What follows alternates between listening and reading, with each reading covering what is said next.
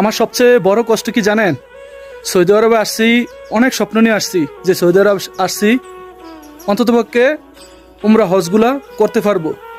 তা আসলে এমনই হতবাগা বা কপাল ফোরা বলবো, আমি বর্তমানে উমরা হজটা করতে পারি নাই।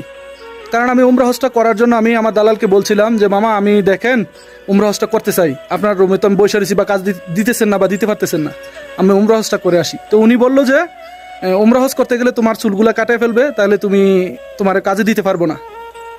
তো সেই জন্য আমি আর উমরা হজ করতে পারি নাই। তো এখন বর্তমানে আমি তো অবৈধ হয়ে গেলাম, 3 মাসের পাসপোর্টের যে মেয়াদ ওই বিষয় আমাকে নিয়ে আসছে, আমি তো আর জানি না।